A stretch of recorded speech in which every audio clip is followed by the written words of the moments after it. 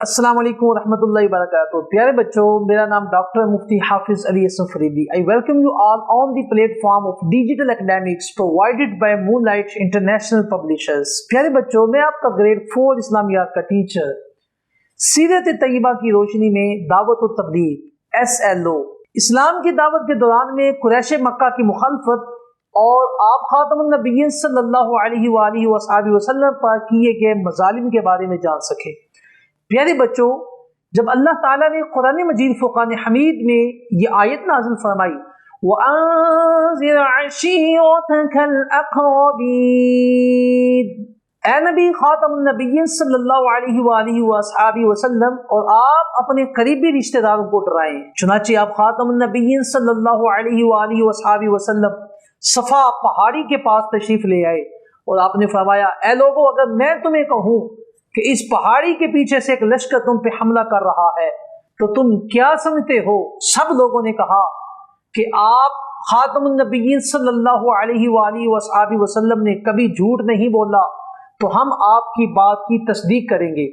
چنانچہ آپ خاتم النبیین صلی اللہ علیہ وآلہ وصحبہ وسلم نے فرمایا، تو پھر سمجھ لو میں تمہیں اللہ کے اس عذاب سے ڈرا رہا ہوں جو عنقریب تمہارے پاس آ رہا ہے.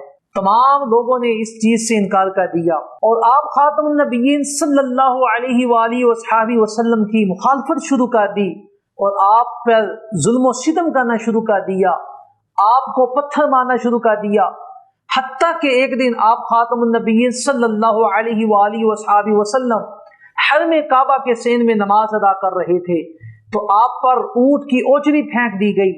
ایک شخص نے آپ خاتم النبیین صلی اللہ علیہ وآلہ وصحبہ وسلم کے گلے میں چادر ڈال کے اس کو اس طرح کھینچا کہ آپ زمین پر گر گئے. پیارے بچوں، آپ خاتم النبیین صلی اللہ علیہ وآلہ وصحبہ وسلم نے اسلام کے لیے بہت ظلم و ستم کو برداشت کیا. پیارے بچوں، SLO آپ کی چچا جناب ابو طالب کا کردار. جیسا کہ آپ کو معلوم ہے کہ حضرت علی رضی اللہ تعالیٰ عنہ کے ابو طالب، جنہوں نے آپ خاتم النبیین صلی اللہ علیہ وآلہ وصحبہ وسلم کا ہمیشہ ساتھ دیا، ہر حال میں وہ آپ خاتم النبیین صلی اللہ علیہ وآلہ وصحبہ وسلم کے ساتھ ہوتے تھے. کفار مکہ نے آپ پر بہت تکالیف اور مصائب کے پہاڑ گرا دیے اور ایک دفعہ کفار مکہ آپ کے چچا جناب ابو طالب کے پاس آئے اور کہنے لگے، آپ اپنے بھتیجے کو کہیں وہ اپنے مشن سے باز آ جائے، وہ جتنی دولت مانگتے ہم دیں گے، وہ جو بھی مانگتے ہم عطا کریں گے.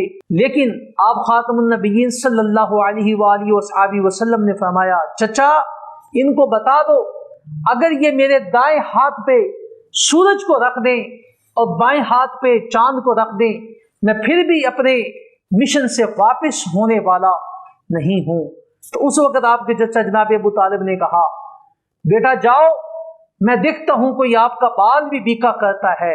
تو آپ کے چچا نے ہمیشہ آپ کا ساتھ دیا، مشکل میں مصائب میں آپ کے ساتھ رہے. پیارے بچوں، اسلام کے آغاز میں آپ خاتم النبیین صلی اللہ علیہ وآلہ وصحبہ وسلم کو بہت سی مشکلات کا سامنا کرنا پڑا، لیکن ہمارے پیارے نبی خاتم النبیین صلی اللہ علیہ وآلہ وصحبہ وسلم ثابت قدم رہے.